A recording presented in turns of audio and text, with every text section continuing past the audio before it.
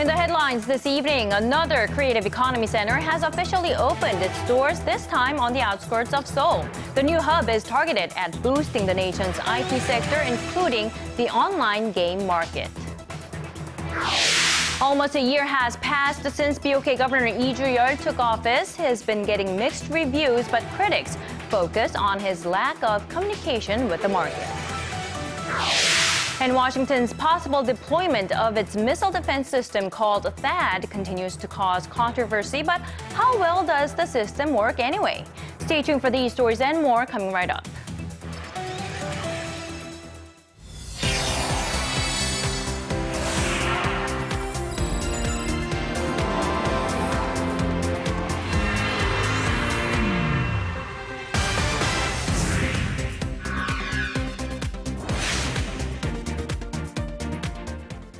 It's Monday, March 30th here in Seoul. You're watching Early Edition at 6. I'm Laah Hyun-kyung. And I'm Daniel Choy. Thank you for joining us.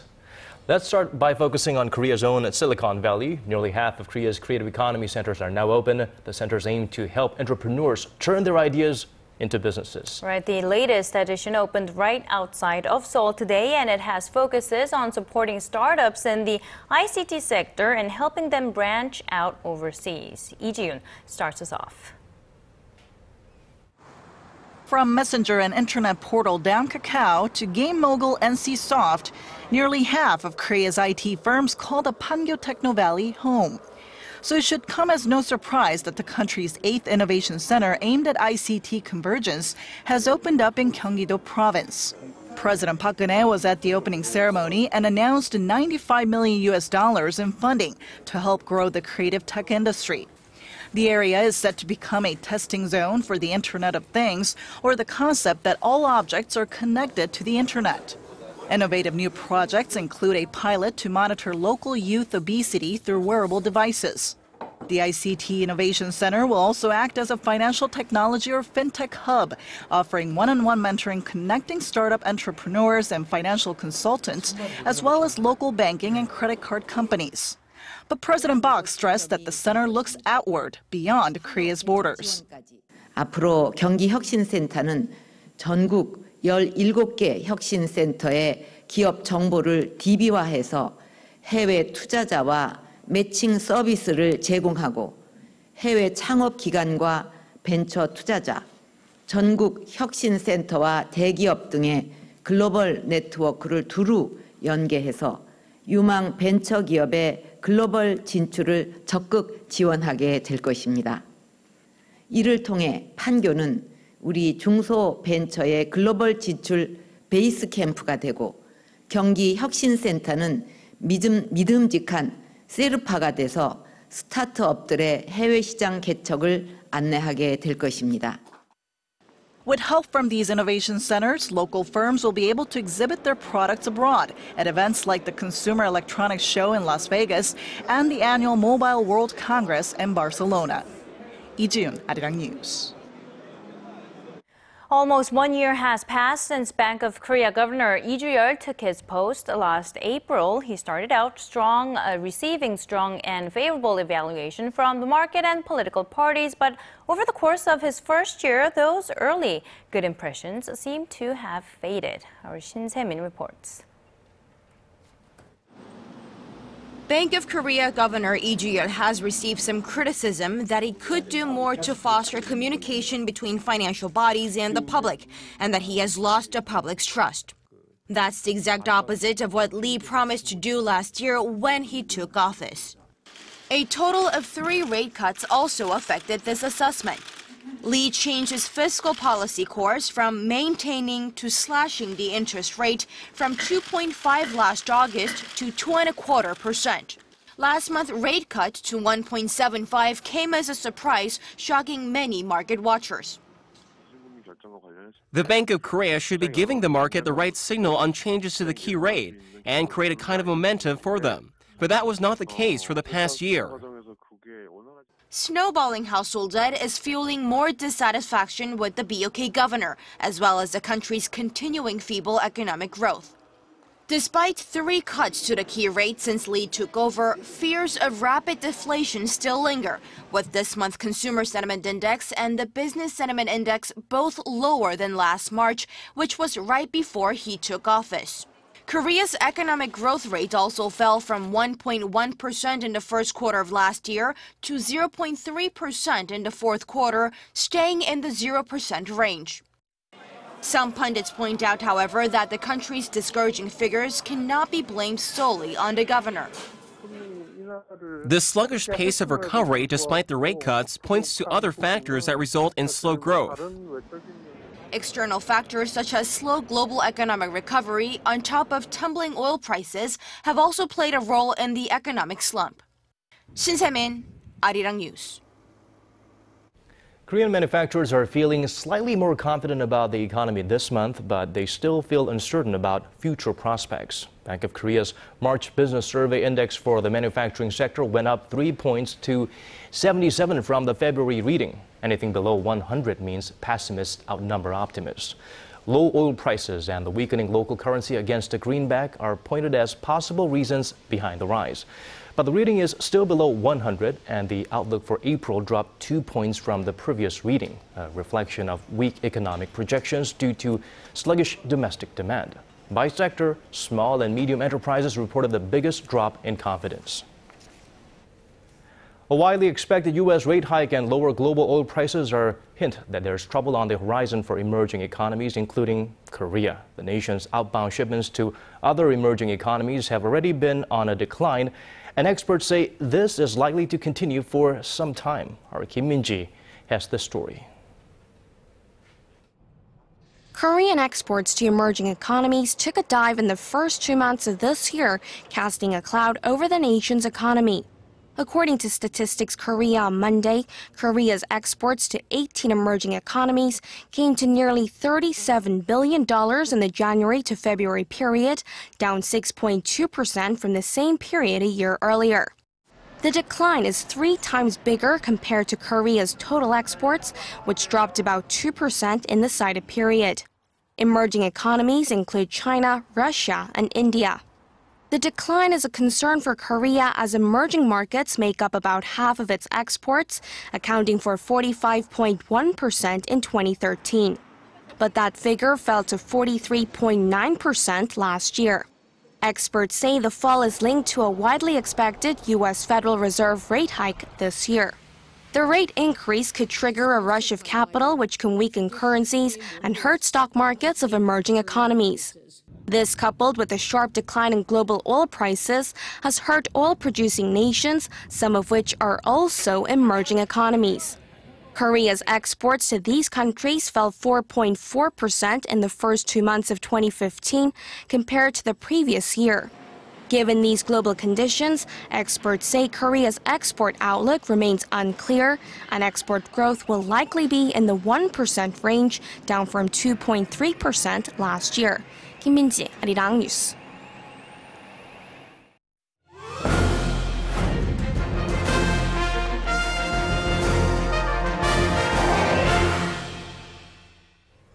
When it comes to brand recognition, world-famous hotel chains may have an edge in Korea, but when it comes to customer preference, local chains appear to have a competitive edge. And as our Song Ji-san tells us, there's a new trend towards diversification in the industry that's helping local chains weather unexpected changes. Korea has its fair share of global luxury hotels. But when it comes to selecting a venue for celebrity weddings or hosting VIPs, it's the local chains that shine. In the latest survey on preferred hotel brands, local chains like Silla and Lotte came out on top over internationally renowned brands. The service standards set by global brands may not necessarily reflect the unique service expectation and culture of the local users. On the other hand, local brands like Silla and Lotte have spent many years researching the specific needs and preferences of Korean guests and fine-tuning the product to their needs. Domestic hotel chains also have an advantage when it comes to revamping their facilities. They have a proven revenue stream that's separate from the hospitality side of the business. Korean hotels may be better known for hosting VIP guests like foreign leaders and providing venues for celebrity weddings. But the big money doesn't come from room rates or from the high-profile functions. Most of the revenue actually comes from their duty-free businesses. Lotte and Silla dominate the local duty-free market, and they're also expanding overseas to airports in Singapore and Guam. They've also been quick to get a jump on a different segment of the local hotel market. The two domestic chains are building new mid-range and business hotels, catering to visitors seeking budget rooms with quality services. And given that Korea's hotel industry is expanding by the year, especially with the rapid rise in the number of Chinese tourists to Korea, the hotel room supply is expected to fall short of demand, especially in the capital. Experts say these moves to diversify are helping the industry become more resilient, but they also point out that the local chains must prepare for changes in the market, like the recent drop in the number of Japanese tourists to Korea on the back of the weekend. They encourage hotels to devise strategies for attracting visitors from a variety of countries to mitigate the volatility in the industry. 송지선, Arirang News. Business partners face a one-day entry ban. 77. Digging deeper, getting to the bottom of stories that impact your life. Talking with you on air and online. Connecting you with experts on the world's most pressing issues. News and current affairs at its best. With Laah Hyun-kyung and Daniel Choy. Arirang News. Arirang News. Arirang News. On Early Edition at 6. The possible deployment of Terminal High Altitude Area Defense Battery, known as THAAD, to the Korean Peninsula has been causing quite the stir in recent weeks. But we may be overlooking a fundamental question, that is, how well does the system work? Here's Arirang's Kim Hyun-bin. In flight testing, THAAD's hit rate is as impressive as it gets. Tested 10 times between 2007 and 2013. The U.S. missile defense system has a track record of 100% mission success. However, that hasn't stopped some defense experts in the U.S. questioning how reliable it really is. In a report submitted to the U.S. Senate Armed Services Committee last week, the Pentagon's Director of Operational Test and Evaluation, Michael Gilmore, said the system has not shown steady progress in its ability to shoot down ballistic missiles in their terminal phase, pointing to examples where the system had some glitches and poor weather conditions during tests. Gilmore stressed that it was important to fix the problems at hand, as THAAD is supposed to be able to work at any time. He also highlighted the need for better training programs for troops who operate and maintain THAAD. The defense official noted that simulators used to train soldiers how to use THAAD are not a completely accurate representation of how the system works in real life, which could lead to errors when intercepting missiles. THAAD has been a hot topic of debate in Korea, as the U.S. has been pushing to deploy the system to South Korea, saying it'll better protect the country against North Korea's ballistic missile threats. Both governments say, however, that the issue has not been formally discussed. But with U.S. Secretary of Defense Ashton Carter scheduled to visit Seoul early next month, watchers speculate THAAD could be on the official agenda. Kim Hyun-bin, Arirang News. China and Russia, in the meantime, have been opposing the possible deployment of THAAD to South Korea, reasoning that it threatens their national security. But the new South Korean envoy to China says he cannot clearly explain why Beijing opposes the idea, as nothing has actually been outlined. Speaking to reporters on Monday, Ambassador Kim Jang-soo said there have not been any technical discussions on the deployment of THAAD with the United States. When asked about North Korean leader Kim Jong-un's possible visit to China, Ambassador Kim said Seoul is not against Pyongyang opening itself up to the outside world. In 1984, inevitable was how Japan described a formal apology for its historical wrongdoings. That historical record comes from documents released by Seoul's Foreign Affairs Ministry on Monday, with Korea-Japan diplomatic ties at one of their lowest points. The documents detail former President Chun Do-hwan's 1984 trip to Tokyo. Now, in the lead-up to that trip, the main focus of the agenda was whether or not former Japanese Emperor Hirohito would comment on or apologize for his country's past. The documents show that Japan agreed that it was inevitable to comment on its history. In the end, Hirohito expressed regret over the country's colonial rule from 1910 to 1945 and said its historical atrocities should not be repeated. Now let's move on to the latest on the Germanwings plane investigation. The impact of the horrific crash left not a single body intact, so experts are relying on DNA to identify the passengers and crew. Recovery teams are also looking for the second black box. Our Kwon So-hwa has more details. Forensic teams have made progress in their examination of hundreds of body parts located at the Germanwings crash site in the French Alps and have so far identified the DNA strands of 78 victims. Experts say DNA samples from relatives as well as dental records, fingerprints and accessories have helped the process. The search for the second black box is still ongoing, showing in this on-site footage recently released by France's Interior Ministry. The digital flight data recorder, which is made of electronic components and records all the data from the flight, is very important for the rest of the investigation. In the meantime, German media have been reporting on more details of the terrifying minutes before the crash, revealed by the first black box. Co-pilot Andreas Lubitz, who's assumed to have purposely crashed the plane, tells Captain Patrick Sontheimer that he can go to the toilet at any time. When the captain does step outside, the sound of Lubitz locking the cockpit door can be heard. Shortly after, there's a bang and Captain Sontheimer is heard shouting, "For God's sake, open the door," amid the screams of petrified passengers. This as reports surfaced over the weekend that said Lubitz may have not been fit to fly last Tuesday, possibly suffering from a detached retina. They also cited investigators as saying that he was treated by several neurologists and psychiatrists and that a number of prescribed drugs were found at his apartment, suggesting the 27-year-old was a deeply troubled man. The Germanwings crash prompted airlines around the world to change policies, making it mandatory that 2 crew members be in the cockpit at all times. In Korea, those rules already existed at some airlines, but the Transport Ministry is now looking into introducing them on all domestic airlines. Kwon So-hwa, Arirang News. And with the likelihood that the co-pilot crashed the plane on purpose, the debate over pilotless or self-flying planes has resurfaced. Our Lee Ju-yeol has more. Speculation that a 27-year-old co-pilot intentionally crashed a plane had led some to question whether planes might be safer without pilots.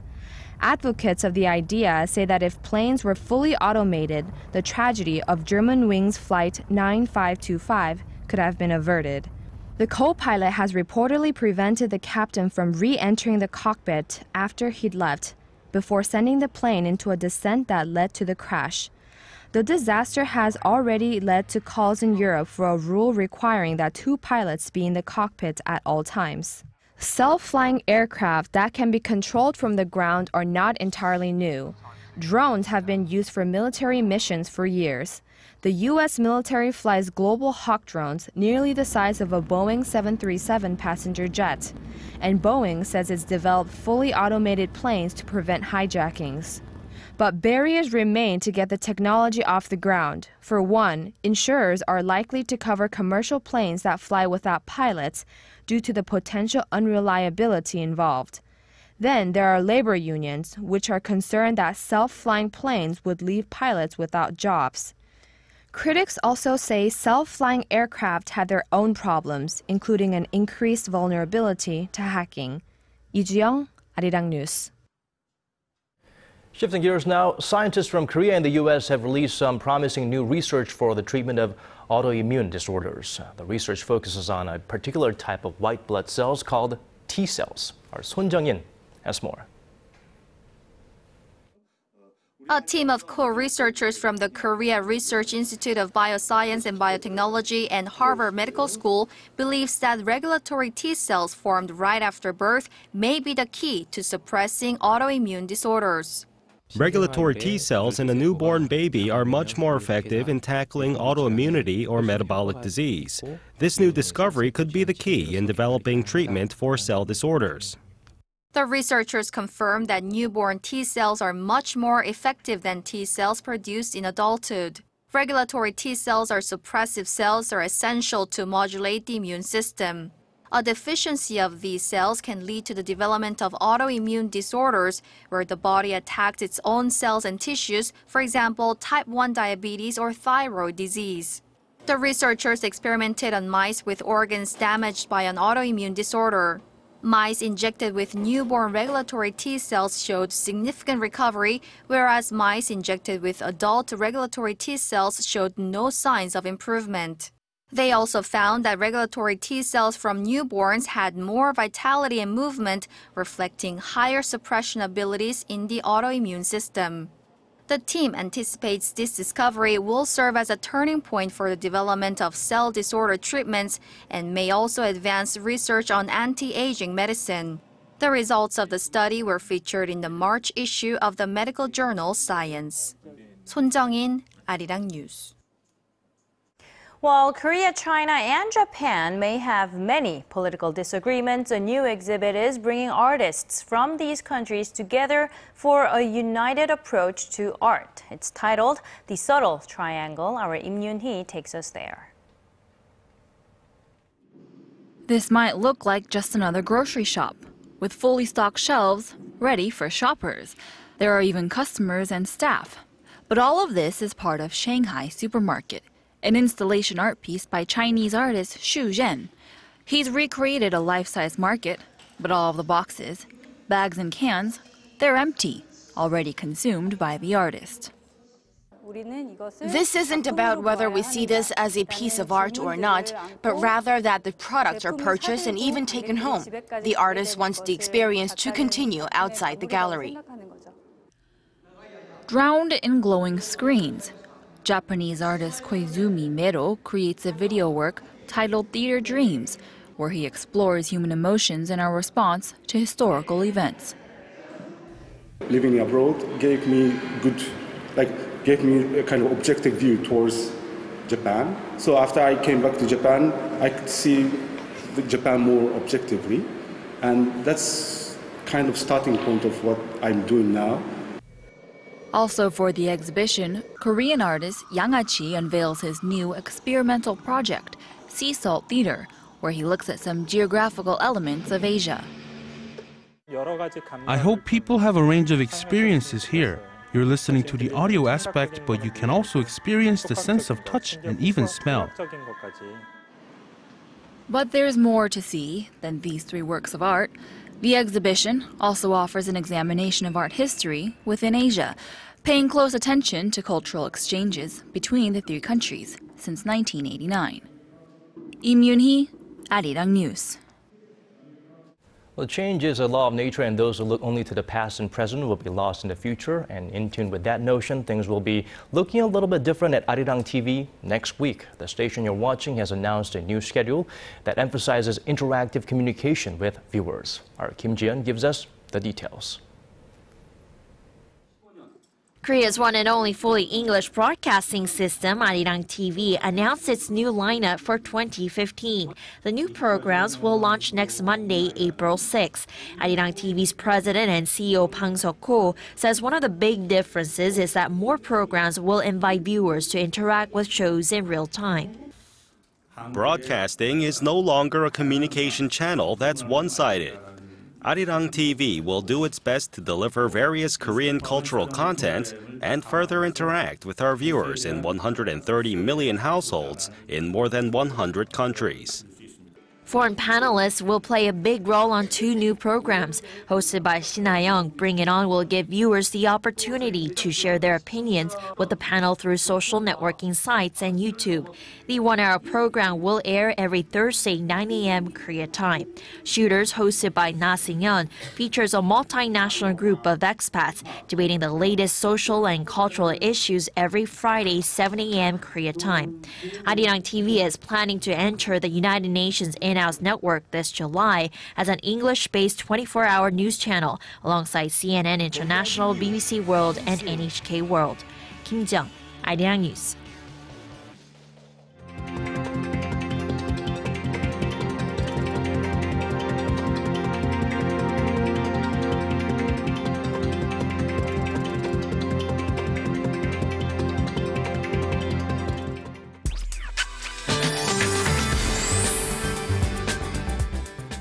Well, we're in the last week of March, which means it's still spring, but today felt a little bit more like early summer. But don't forget, our mornings and nights are still very chilly. For details, let's turn to our Michelle Park at the Weather Center. Michelle?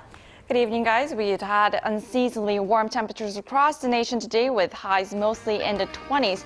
Now, according to the meteorologist, we are in for a very hot summer. And due to the influence of high pressure trough, we've had clear skies today, but it hasn't looked that way due to the yellow dust and high levels of fine dust in the atmosphere. Now, Seoul currently stands at 236 micrograms per cubic meter. That's roughly 5 times higher than the normal, so make sure to wear a mask when you're heading outside. Now, frequent rain is in the forecast as well this week, starting tomorrow, even with the second round going on Thursday until Friday. Now, here's hoping that it relieves some of the dryness and washes away the pollutants. Now, with that in mind, let's have the readings for tomorrow. So we'll start off the Tuesday morning at 8 and gets up to 17 in the afternoon, while Daegu and Busan tops to 22 and 19 degrees. Moving over to other regions, Jeju Island gets up to 21, Dokdo hits 18, while Mangkeungang is a bit raining at 10. Well, that's all for now. I'm Michelle Park, and I hope you have a wonderful evening. Thank you for that, Michelle. That's all from us. Thank you for watching. Have a safe drive home or a great day or a great evening, depending on where you're tuning in from. This has been Daniel Choy. And I'm Laah Hyun-kyung. See you again tomorrow. Goodbye for now.